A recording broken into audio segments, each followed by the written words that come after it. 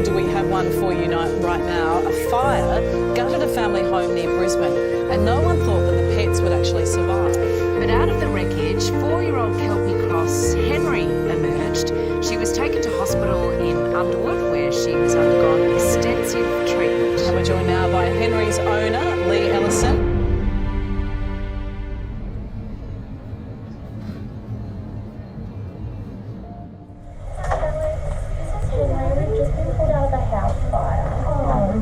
It's my neighbour's. She's my neighbour's daughter. I flushed her eyes out with saline, but she was not okay. She was inside the whole time, and the fire has just got her out. They don't know how she survived. So the neighbours just brought Henry through. Now this poor girl has just been pulled out of a house fire. The owners are okay, but she is obviously shaken. You can smell the smoke on her, and you can see her little eyes there. I'm really concerned that the surface of her eye has actually been burnt. So we're going to just check those out. But also the other thing we get really worried about with fires is damage to the lungs. So they inhale the soot and also the chemicals from burning furniture and building materials. So we'll need to take some chest x-rays. And the worst thing about house fire victims is quite often the signs get worse as the hours go by. So I cannot imagine what this little girl's been through. It must have been incredibly scary, terrifying even for her. And so she's actually shaking. So we're going to give her some pain relief, and then we're going to put her somewhere nice and quiet, and I'm going to go through and talk to the neighbour. Yeah? Yep, same. Good girl. Good girl.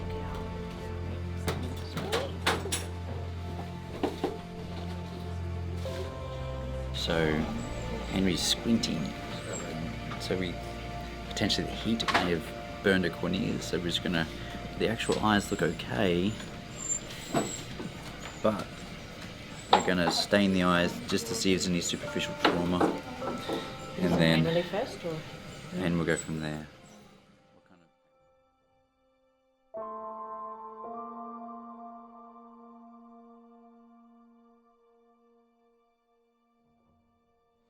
Green discoloration will adhere to any traumatized or damaged cornea.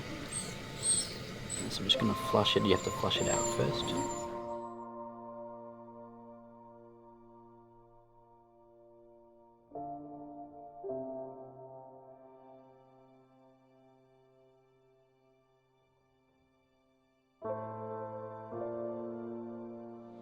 So after we put the local anaesthetic on her eyes, you can see that her eyes are now open, so she must have been in pretty nasty pain.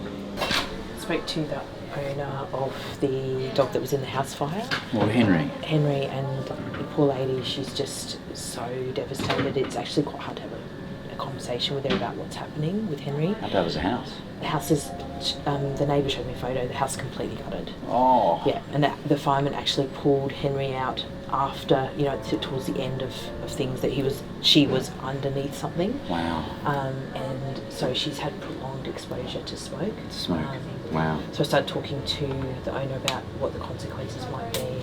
Oh. But at the moment, I think just emotionally, she's just like, do everything. But I don't know if she realises what everything is.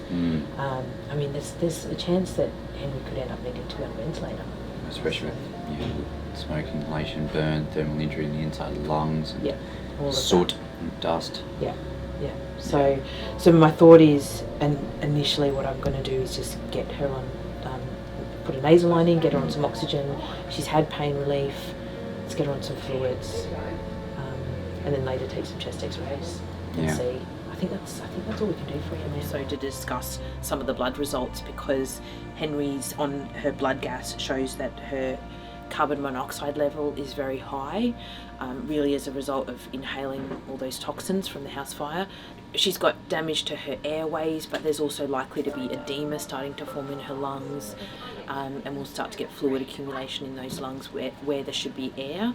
We get fluid, and that's when oxygen exchange becomes difficult. There's nothing else specifically we can really do for her.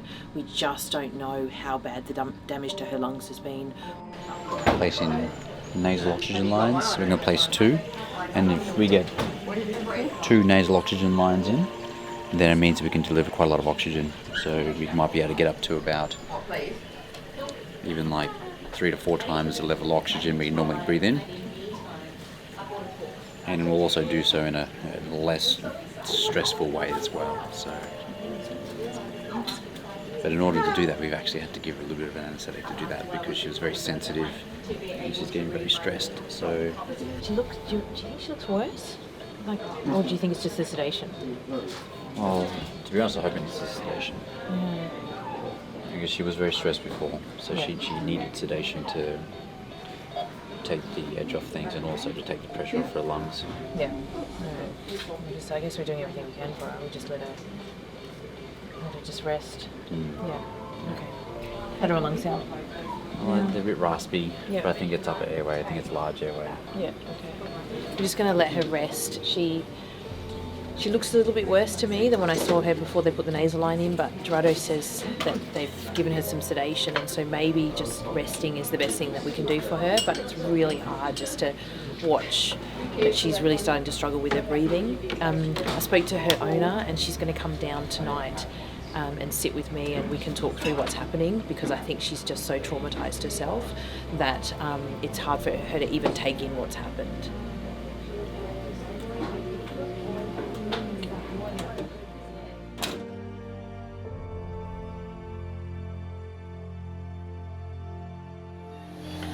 So it's been a long day for Henry, but she's doing much better. She's on strong pain relief now. She's tolerating her nasal line, and it really is just a matter of wait and see. So next thing we're going to do tonight is take some chest x-rays, but for now we're just going to let her rest, because she really got to a point today where I thought we were going to need to put her on a ventilator to breathe for her, and she's stabilised. Her family's been down to visit, and that was very emotional, and now she's really just settled down. It's the first time she's really laid down to go to sleep.